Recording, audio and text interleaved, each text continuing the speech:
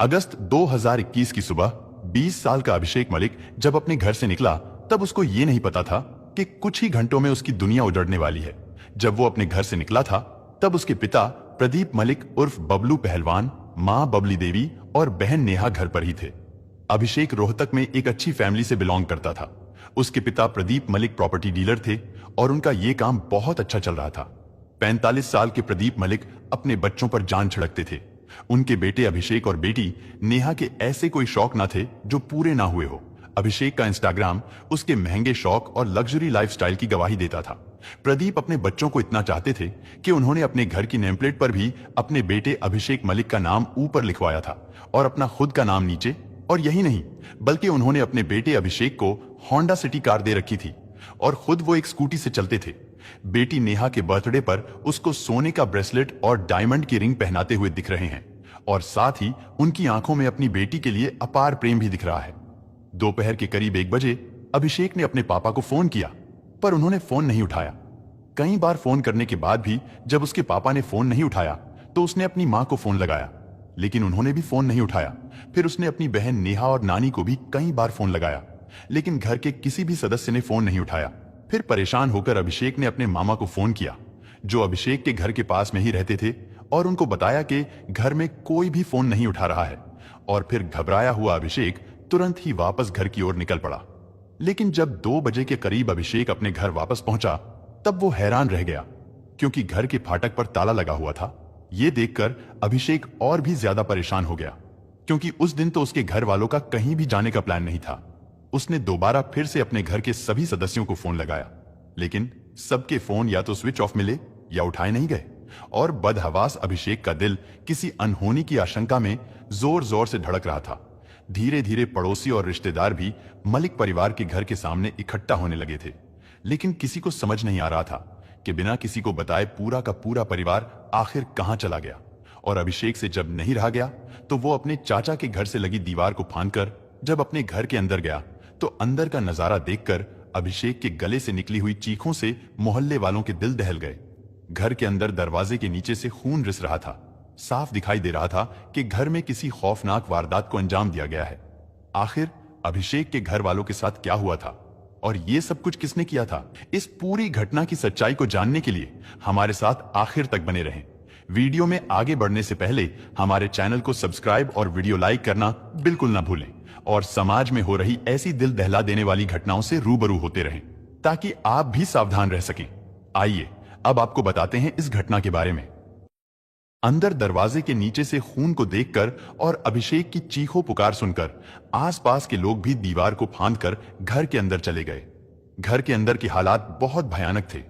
अभिषेक के घर से बाहर जाने के बाद उसके पूरे परिवार की गोली मारकर हत्या कर दी गई थी और वो आलीशान घर जिससे घर वालों के हंसने बोलने की आवाजें आया करती थीं, आज उन्हीं घर वालों के खून से सना हुआ था। घर के अलग कमरों में अलग अलग परिवार वालों की लाशें पड़ी हुई थीं। सभी को क्लोज रेंज से सिर में गोली मारी गई थी और प्रदीप मलिक के सिर में तो 3 गोलियां मारी गई थीं। इससे यह साफ हो गया था कि जिस किसी ने भी इस वारदात को अंजाम दिया था वो नफरत की आग में जल रहा था। तुरंत ही कॉल करके पुलिस को बताया गया। एक ही परिवार के 4 लोगों की हत्या की बात सुनकर रोहतक पुलिस डिपार्टमेंट भी हैरान रह गया और तुरंत ही रोहतक पुलिस प्रदीप मलिक के घर पर पहुंचती है। यहां अभिषेक का रो रोकर बुरा हाल था।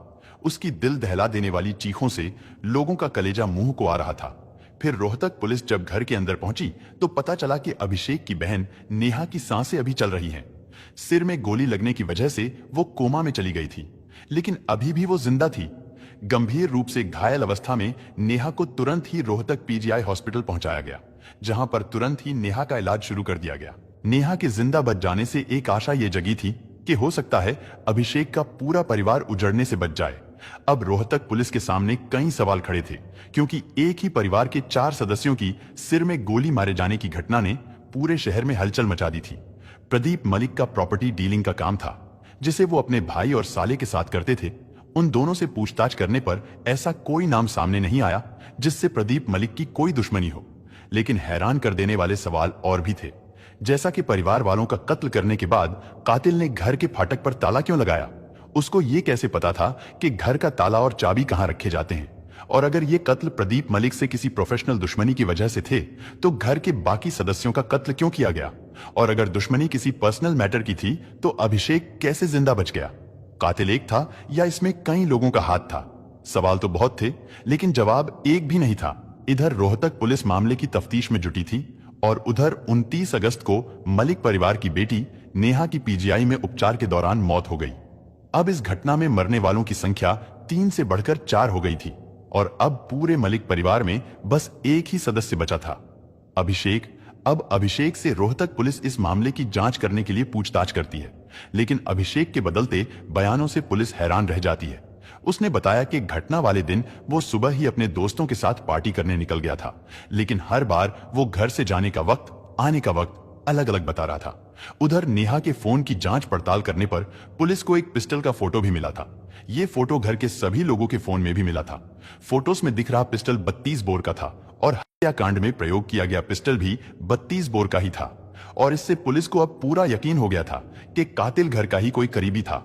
उधर अभिषेक अपने परिवार वालों के साथ अपने संबंधों के बारे में भी सही से कोई जानकारी नहीं दे रहा था, क्योंकि पुलिस ने अपनी तफ्तीश में यह तो पता लगा लिया था कि अभिषेक का अपने परिवार वालों से काफी दिनों से विवाद चलता रहता था और घर में आए दिन झगड़ा हुआ करता था और नानी को भी अभिषेक को समझाने बुझाने के लिए ही बुलाया गया था। और आसपास के सभी सीसीटीवी फुटेज को चेक करने पर भी पुलिस को घटना वाले दिन कोई भी संदिग्ध व्यक्ति आता या जाता नहीं दिखाई दिया। इसके अलावा पुलिस अब तक ये भी पता कर चुकी थी कि चारों कत्ल एक ही हथियार से हुए थे, यानी कातिल एक ही व्यक्ति था। और अब पुलिस का शक सीधा अभिषेक पर जाता है। जब अभिषेक को कस्टडी में लेकर उससे पूछताछ की गई, तो अभिषेक पुलिस के सवालों के जवाब ठीक से नहीं दे रहा था और बार बार अपने बयान को बदल रहा था। इसलिए पुलिस मजबूरन अभिषेक से कड़ाई से पूछताछ करती है और फिर अभिषेक ने बर्बरता की जो दास्तान सुनाई, उसे सुनकर हर कोई हैरान रह गया। अभिषेक ने पुलिस को बताया कि वो समलैंगिक यानी होमोसेक्सुअल है और उसके अपने ही एक दोस्त के साथ शारीरिक संबंध थे, जिसके प्यार में अभिषेक पागल था। अभिषेक के इस दोस्त का आना जाना उसके घर भी था और यहां वो 10-10 दिन तक भी रुक जाया करता था। ये दोनों होटल जाते थे, गाड़ियों में घूमते और मौज मस्ती करते थे और अपने दोस्त का सारा खर्चा अभिषेक ही उठाता था। अभिषेक और उसका पार्टनर अभिषेक के घर में भी संबंध बनाते थे और ये बात अभिषेक की बहन नेहा को पता चल गई और उसने ही ये बात अपने घर वालों को बताई थी। पुलिस की माने तो इसी वजह से अभिषेक और उसके घर वालों के बीच में झगड़ा रहने लगा था और उन्होंने अभिषेक के पार्टनर को अपने घर आने से मना कर दिया था। लेकिन जब अभिषेक ने अपने परिवार वालों से जेंडर रीअसाइनमेंट सर्जरी यानी लड़के से लड़की बनने की सर्जरी करवाने के लिए एक बड़ी रकम की मांग करनी शुरू कर दी, तब उसके पिता प्रदीप मलिक ने उसको ऐसा करने से मना कर दिया और उन्होंने उसको धमकी देते हुए कहा कि अगर अभिषेक ने ऐसा किया तो वो अपनी सारी प्रॉपर्टी अपनी बेटी नेहा के नाम कर देंगे। घर वाले उसके लिंग परिवर्तन कराने के निर्णय से बहुत नाराज थे और इसी वजह से घर में रोज रोज झगड़ा होने लगा था। पुलिस का यह भी कहना था कि अभिषेक अपने पार्टनर के प्यार में अंधा तो हो ही गया था, लेकिन वो अपने पिता की प्रॉपर्टी से भी हाथ नहीं धोना चाहता था। और फिर 27 जुलाई को उसने अपने पूरे परिवार को 1 महीने के अंदर खत्म करने की ठान ली। पुलिस का यह भी कहना था कि अभिषेक ने पूछताछ में बताया कि कत्ल से पहले 25 और 26 अगस्त को वो अपने पार्टनर के साथ एक होटल में रुका था और उसने अपने घर की 2 बार रेकी भी की थी, लेकिन उसको कत्ल करने का सही मौका नहीं मिल रहा था। पुलिस के मुताबिक फिर 27 अगस्त को सुबह ही अभिषेक अपने घर से निकल गया और 11 बजे के करीब अभिषेक अपने घर वापस आता है और चुपके से अपने पापा की पिस्टल को लेकर सीधे ऊपर वाले कमरे में चला जाता है। यहां उसकी बहन नेहा सो रही थी। अभिषेक ने अपनी बहन की कनपट्टी से पिस्टल लगाकर फायर कर दिया। फिर उसने तकिए से उसका मुंह ढक दिया और अपनी नानी को आवाज देकर ऊपर बुलाया। नानी के ऊपर आने और कमरे में दाखिल होने के बाद वो उनके पीछे खड़ा हो गया और उन्हें भी गोली मार दी। इसके बाद उसने अपनी मां को आवाज दी कि मम्मी ऊपर आओ, लगता है नानी को कुछ हो गया है। और जैसे ही मां दौड़ते हुए कमरे में पहुंची तो उसने उनको भी पीछे से गोली मार दी। अभिषेक ने अपनी मां के गहने उतारे और तीनों को कमरे में बंद करके कमरे को लॉक कर दिया और चाबी अपने पास ही रख ली। इसके बाद वो नीचे अपने पापा के कमरे में आया। उसके पिता प्रदीप चारपाई पर लेटे हुए किसी से फोन पर बात कर रहे थे।